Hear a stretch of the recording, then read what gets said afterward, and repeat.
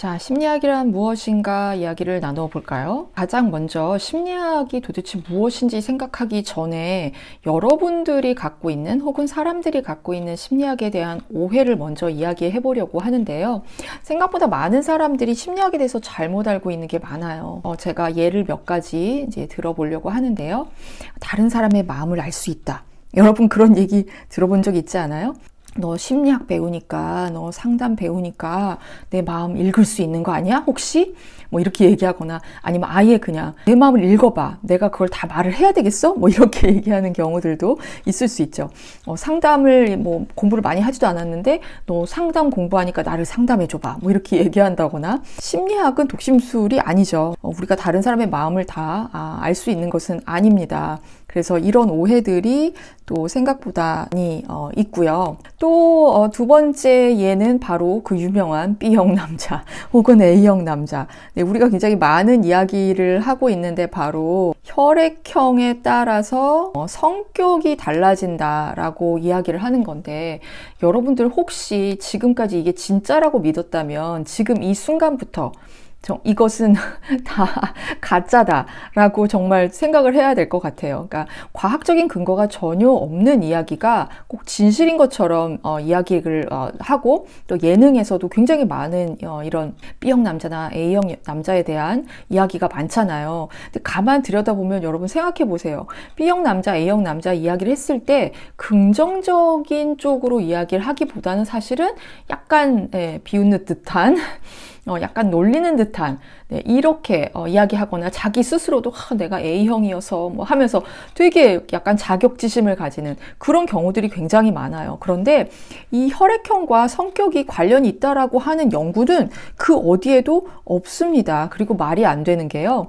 이 세상에 인구가 여러분 알죠? 얼마나 많은데 이 A형, B형, AB형, O형만 가지고 이 전 세계 인구를 4개의 집단으로 나눠서 얘기를 한다는 게 사실은 말이 안 되잖아요. 그죠? 네. 그래서 이거는 진실이 아닙니다. 그 다음에 인터넷 심리 테스트 해본 학생들 많을 거라고 생각이 드는데 인터넷에 있는 심리 테스트 중에 진짜 정말 믿을 만한 신뢰할 수 있는 검사들도 있지만 아닌 검사들이 거의 대부분이에요.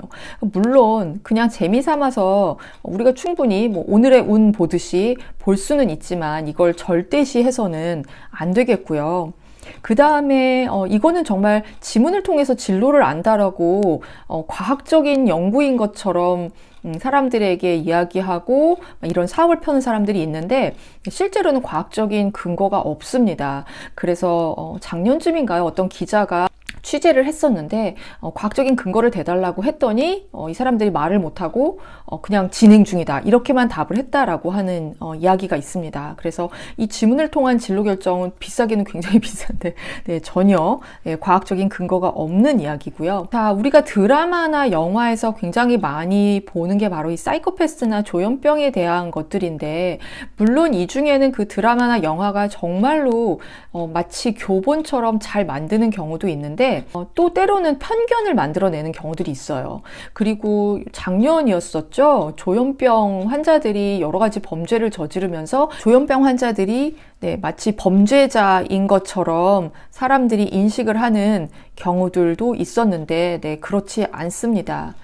물론 사이코패스 같은 경우에는 반사회적 성격 장애이기 때문에 이들을 범죄를 저지를 가능성이 굉장히 크죠. 그렇지만 중요한 것은 이 정신질환을 가진 사람들을 갖다가 범죄자 취급하는 그런 시선은 굉장히 잘못된 시선이라고 할 수 있습니다. 정신질환은 그냥 당뇨병이라든지 암이라든지 이런 병이라고 생각을 하면 되는데 뭔가 우리가 가까이 하면 큰일 날 것 같은 그런 사람들로 생각을 해버리면 우리가 정말 공동체로서 한 사회로서 그들을 품을 수가 없겠죠. 그래서 이런 부분에 대해서 우리는 굉장히 많은 오해를 가지고 있다는 거 여러분들 한번 생각을 해보면 좋을 것 같고요. 심리학의 정의를 살펴보면요.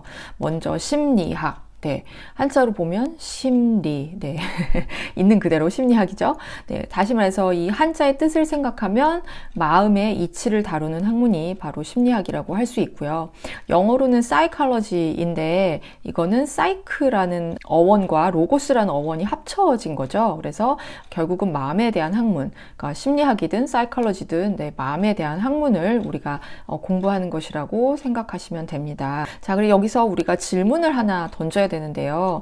그러니까 마음을 공부하는 학문을 배우려고 하는데 중요한 것은 과연 우리가 이 마음을 볼 수 있는가 하는 거예요. 여러분들은 여러분의 마음을 어떻게 보세요? 네, 볼 수 있는 방법이 있을까요? 과연? 네, 굉장히 어려운 질문일 수 있는데 사실은 마음이라고 하는 건 굉장히 추상적인 거기 때문에 볼 수 없단 말이에요. 그러면 볼 수 없는 마음을 어떻게 연구할 수 있는가? 결국 심리학의 역사라고 하는 것은 그 볼 수 없는 마음에 대한 우리 인간의 어떤 탐구, 그래서 최대한 그 마음을 눈에 볼 수 있는 뭔가로 만들어서 과학적인 연구를 해온 우리의 몸부림이다. 네, 이렇게 이야기를 할 수 있을 것 같아요. 심리학이란 그래서 결국은 마음을 볼 수 없기 때문에 마음이 우리 눈에 딱 보이지 않기 때문에 그것과 관련된 행동, 자, 결국은 행동이란 얘기는 이게 눈에 보이기 때문에 이 행동을 연구를 하게 되는 거죠. 자, 그런데 행동이라고 하는 것을 너무 이제 오해해서 막 펄쩍펄쩍 뛰고 막 이런 것만 행동이라고 생각을 하면 안 되고요. 그냥 누워서 잠을 자고 있는, 뭔가 하고 있지 않은 것도 하나의 네, 행동이라고 이야기를 할 수 있습니다. 그래서 이런 것을 통해서 우리가 마음을 이해하고자 하는데요. 또 하나 우리가 질문을 던져야 될 건 뭐냐면 도대체 우리는 왜 마음을 알고 싶으냐는 거예요. 가장 먼저는 사람들은 보통 자신의 마음을 알고 싶어 해요. 다시 이야기하자면 나도 내 마음이 왜 그런지 잘 모르거든요. 왜 갑자기 슬픈지 잘 모르겠고 왜 화가 나는지 모르겠고 그냥 저 사람이 왜 저렇게 나는 끌리고 좋을까? 근데 그것도 잘 모르겠고 그냥 막 너무 우울해요. 특별한 이유 없이. 근데 왜 그런지 잘 모르겠고. 근데 우린 되게 궁금해하죠. 그쵸? 자, 또 하나 우리가 다른 사람의 마음을 알고 싶어 해요.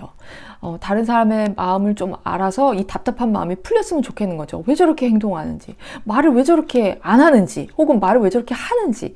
네, 이런 모든 것들 안에 저 사람 정말 나에 대해서 호의적일까? 나를 싫어하나?